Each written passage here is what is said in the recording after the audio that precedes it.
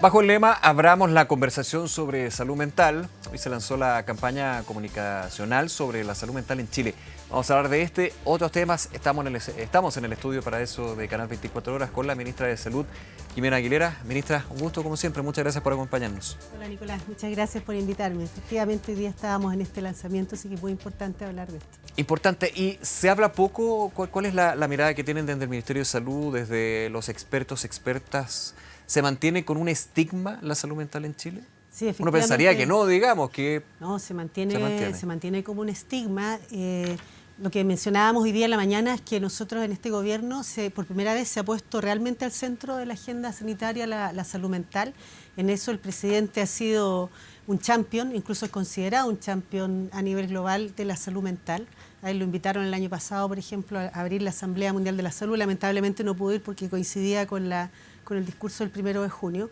Y nosotros hemos hecho una serie de iniciativas para mejorar el acceso a la salud mental, que es el acceso, por ejemplo, tener más establecimientos, los 15 centros comunitarios de salud mental adicionales, más hospitalizaciones que le hemos aumentado las atenciones, pero persiste una barrera que es la barrera cultural relacionada al estigma, porque es lo importante del estigma de hablar de salud mental.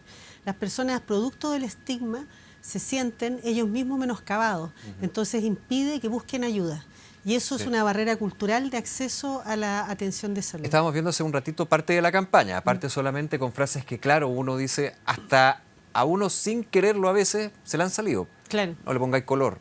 No, sí, un no tema sea exagerado. No sea exagerado, es un tema voluntad nomás. Claro. Y de alguna manera cuando se está abriendo la persona para expresar a raíz de quizá una vivencia o un hecho, un tema que es mucho más de fondo y sin pensarlo, él también está pidiendo ayuda. Claro, y uno le cierra la puerta. Entonces eso es justamente lo que está tratando de hacer esta campaña, es sensibilizar. Es la primera vez que hay una campaña comunicacional de promoción de la salud mental y justamente para eso, para que abramos nuestra conciencia.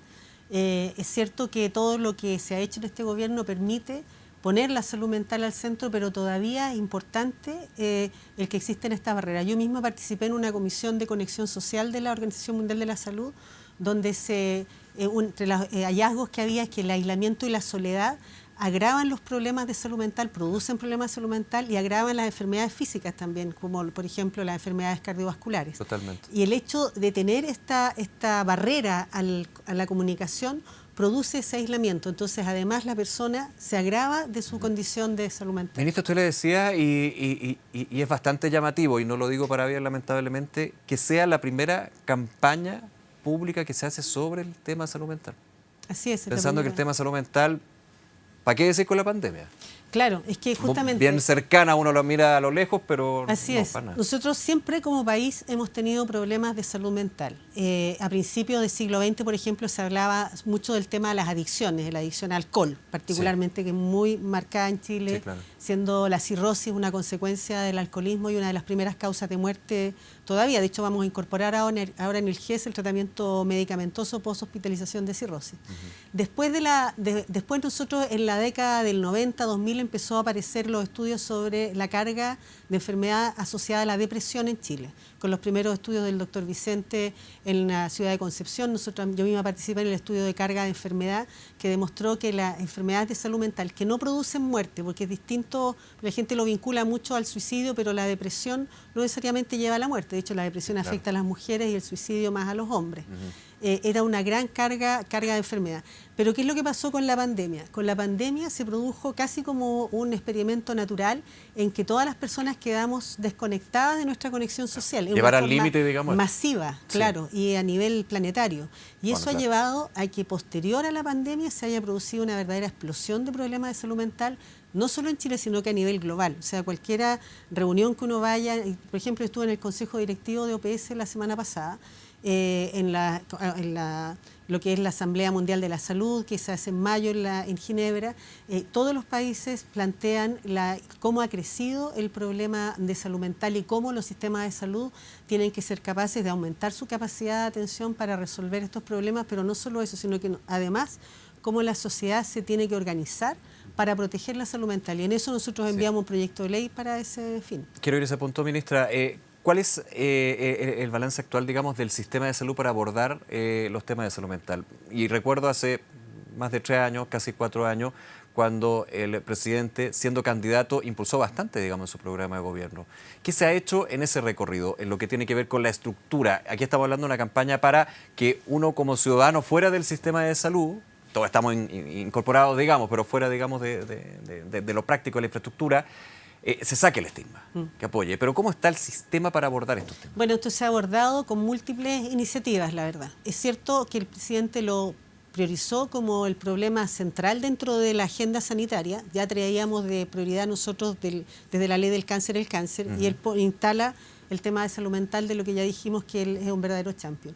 ¿Qué ha significado esto? Modificaciones regulatorias y normativas, como es, por ejemplo, el tema de presentar un proyecto de ley adicional al que se aprobó el 2021, que es sobre los derechos de las personas de salud mental. Estamos avanzando en un proyecto de ley para proteger la salud mental. Es un proyecto de ley intersectorial que permite tener una comisión de trabajo interministerial donde hay compromiso de educación, de vivienda, de trabajo, de desarrollo social. No se ve solamente del tema salud. Para proteger la salud, es que para nosotros esos son los determinantes de la salud, para en el fondo proteger la salud mental y también del punto de vista nuestro. Ese proyecto de ley está en el Senado y se va a votar la próxima semana. De hecho, que tenemos una sesión que citó el senador Flores en Valdivia y va a seguir avanzando.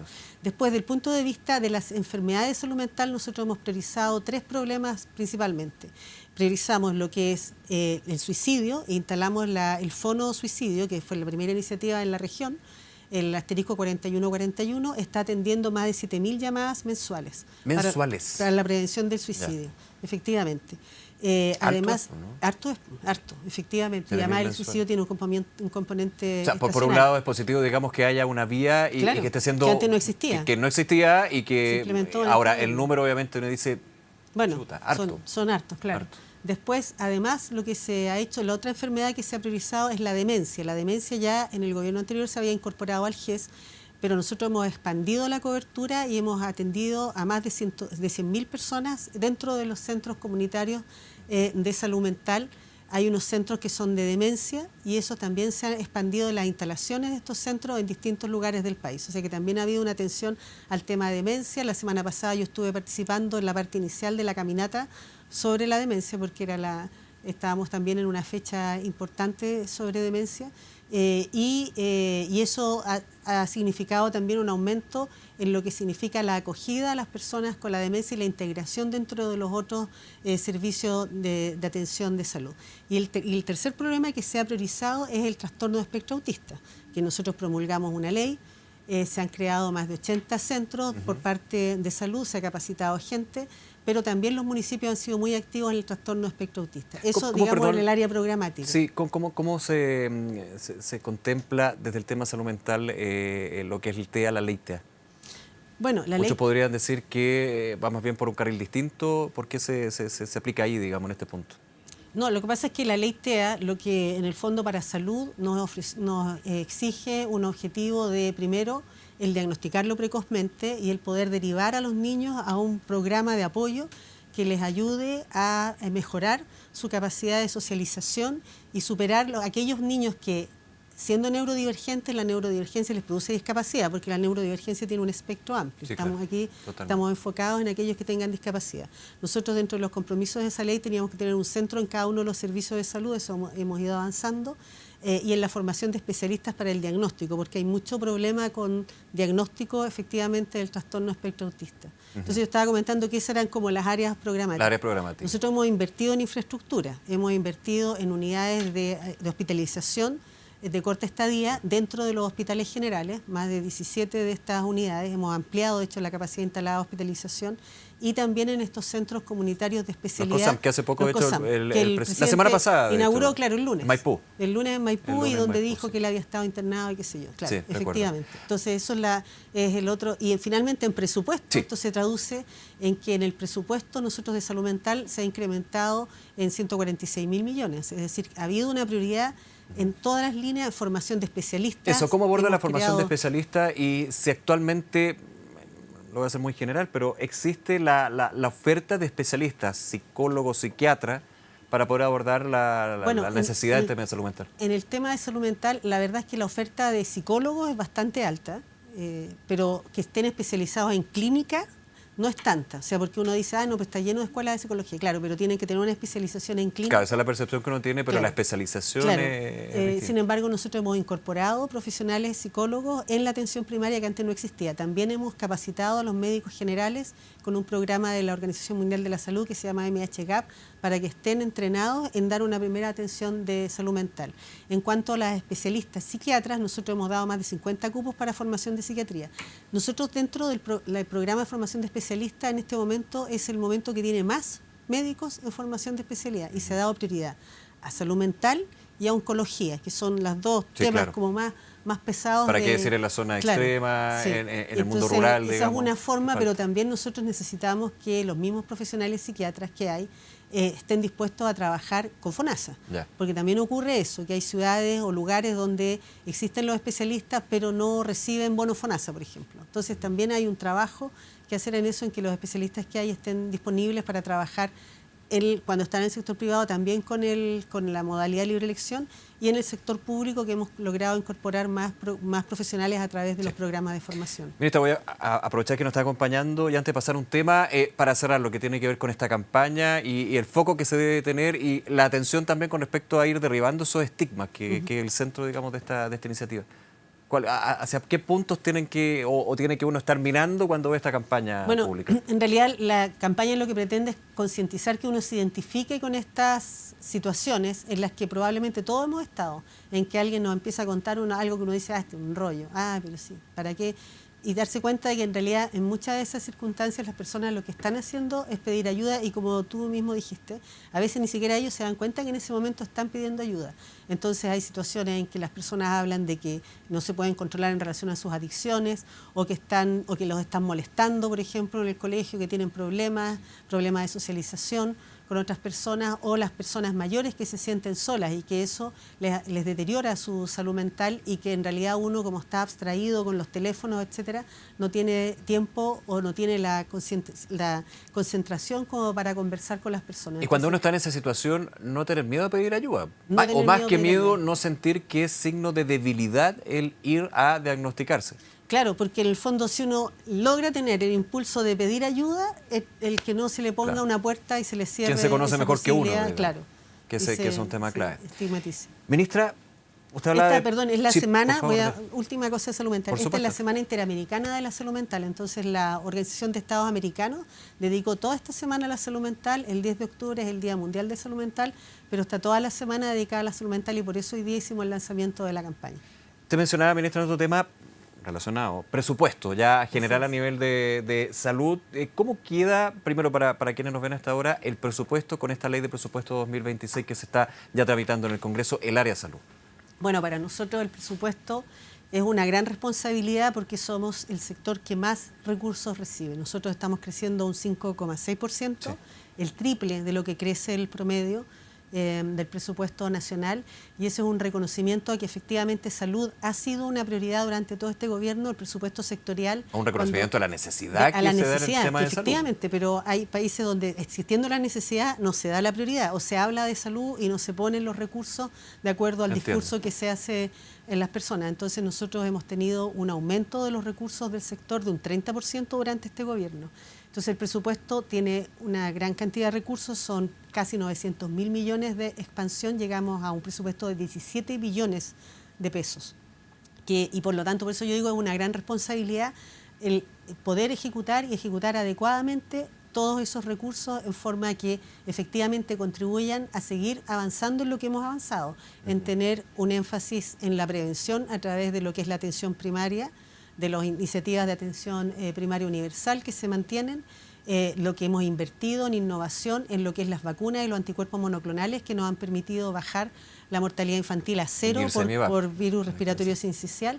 Nosotros hemos logrado en estos años de gobierno recuperar la esperanza de vida que perdimos durante la pandemia y nos hemos situado con la segunda esperanza de vida más alta del continente después de Canadá. Es mucho mayor que la de Estados Unidos. Y eso es un logro en relación a lo que hemos logrado aumentar la producción de servicios, recuperar toda la capacidad de producción que perdimos durante los años de pandemia mejorar, digamos, la producción a un nivel de tener más de 1 millón de cirugías, a reducir los tiempos de espera, a pesar de que persiste mucha gente en lista de espera, pero están menos tiempo en esas listas de espera, y un énfasis muy grande en la innovación y en los nuevos medicamentos que hemos incorporado para lo que es la expansión del GES, que va a ser la más grande desde que se creó hace 20 años, con 100.000 millones para las enfermedades, las 3 nuevas enfermedades, y tan importante como las 3 nuevas enfermedades, las mejorías de las 11 canastas que estamos incorporando. Entonces, ahora, son muchos temas, son muchos pero para temas. dar una sí, no, y está perfecto sí. un resumen o los puntos, lista de espera, para qué decir, pero en términos de la discusión, entendiendo que nadie podría discutir que es una prioridad el tema salud, al igual que seguridad y educación, otros obviamente, pero son los 3 grandes, digamos. Revisaba que la discusión no va a ser tan fácil en la Comisión de Salud, por ejemplo. Nunca ha sido fácil. Pero pero con un hecho concreto, porque en el presupuesto hoy vigente, en la discusión anterior, se firmaron con la Dirección de Presupuesto y en conversación con el Ministerio de Salud los 10 protocolos. Claro. Y se habla señalaba el senador Flores, el senador Castro, del Partido Socialista, hay un pseudo incumplimiento. Un pseudo incumplimiento, 43%, o sea que no se llega a la mitad de los cumplimientos. No, pero es que eso estaba equivocado. Nosotros expliquemos hicimos una ¿qué aclaración. pasó? Hicimos una aclaración porque no entendemos cuál fue la fuente que usó el diario La Tercera para dar esa cifra, porque eso está en la página web de la Dirección de Presupuesto. De hecho, aquí lo leo en La Tercera, pero claro. el mismo senador Castro dice: hoy vemos un incumplimiento importante, apenas un 43%. No, es que no es un 43%. En ese momento no llevábamos un 43%, por eso estoy diciendo que la fuente que usó en ese momento el diario no sabemos cuál fue, porque esos datos están publicados en la página web de la Dirección de Presupuesto. Pero lo usó también el senador Castro. Pero es que a él le dijeron esa cifra. Él le dijeron esa cifra. Claro, si usted va a la página de Dirección de Presupuesto, nosotros teníamos más de un 60% de cumplimiento de los protocolos, y de hecho somos el sector que más ha cumplido, y cuando lleguemos ahora a presentar el presupuesto el día miércoles vamos a tener sobre el 80% de los compromisos del protocolo cumplidos, todos iniciados y ninguno incumplido. Por lo tanto, esa noticia, claro, genera ruido. Nosotros, de hecho, tuvimos que aclararle a los parlamentarios, les mandamos una minuta aclarando, y que ellos mismos verifiquen si la fuente no somos nosotros, la fuente es la Dirección de Presupuesto. Ya, en eso estamos bien, entonces. Sí, estamos bien. Estamos bastante bien. De hecho, somos el sector. La creación del Sistema Nacional de Lista de Espera, ¿cómo va eso? Bueno, el compromiso... Que era uno de los compromisos gran compromiso. No, lista de espera tenía varios compromisos. Varios, tenía el Consejo de Seguimiento, que está funcionando desde enero todos los meses. Tenía los recursos, el aprobar la ley de licencias médicas grandes emisores y dar 73.000 millones de pesos adicionales para lista de espera. Eso, la ley se aprobó en mayo. Los recursos ya se entregaron, se hizo la primera entrega, de los 73.000 millones se dividió en dos cuotas, y la primera cuota ya está en plena ejecución, y de hecho, si uno mira las redes sociales de los hospitales, están todos funcionando, todos los servicios de salud, con funciones fuera de hora y los días sábados ejecutando estos recursos especiales de lista de espera.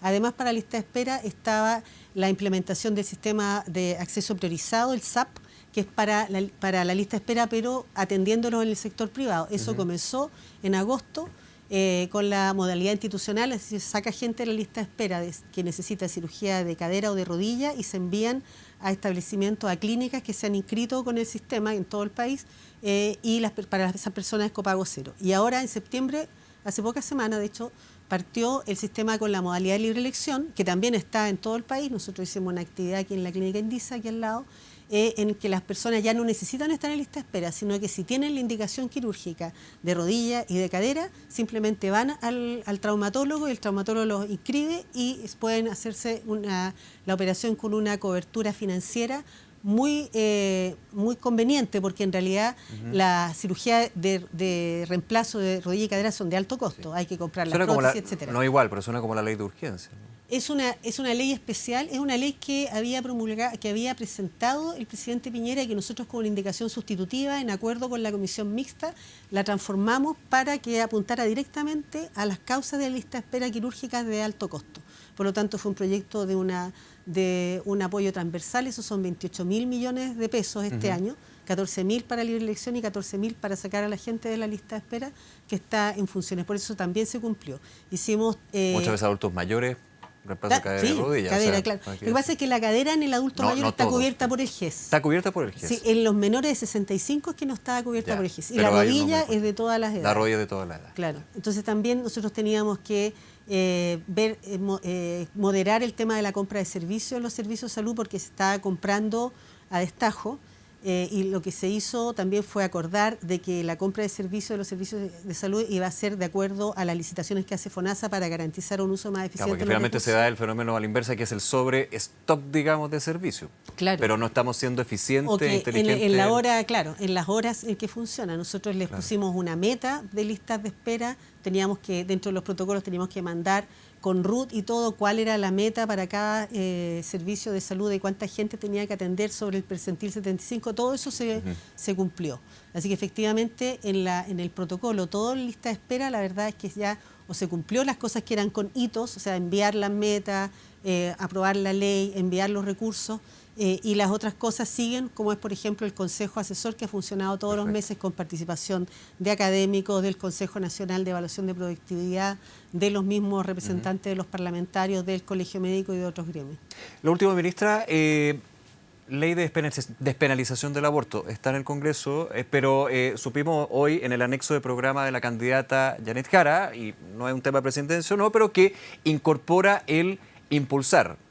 Uno entiende no presentar, eventualmente podría presentar, pero impulsar el proyecto que está en el Congreso con respecto... Sí, porque ya está presentado. Claro, pero es que anteriormente no lo consideraba o estaba en una conversación, un tema de la democracia cristiana. ¿Qué le parece a usted como ministra de Salud impulsar eventualmente a Janet Jara como presidenta este proyecto? O sea, yo no me puedo referir a lo que digan los distintos... O sea, yo digo que haya una candidatura que quiera como... impulsar el proyecto del actual gobierno. Me parece bien, porque nosotros como gobierno lo presentamos. Ya. Nosotros como gobierno presentamos el proyecto, cumplimos con lo que nos pidió el presidente en uno de los discursos que fue el año pasado. Hicimos la presentación del proyecto de presupuesto y de hecho se empezó con su discusión la semana pasada. Así que seguimos avanzando y es un proyecto que efectivamente es en relación a la interrupción voluntaria del embarazo hasta la semana 14. Y me parece bien que coincida la candidata en esa iniciativa. Pero porque hasta hace 2 días, digamos, me podría equivocar, pero ningún programa o eje programático de los 8 candidatos y candidatas consideraba seguir con la tramitación e impulsar desde el colegislador el proyecto. Sí. Bueno, es que yo creo que también está el tema que como ya está presentado depende de cuánto logre avanzar. Ya.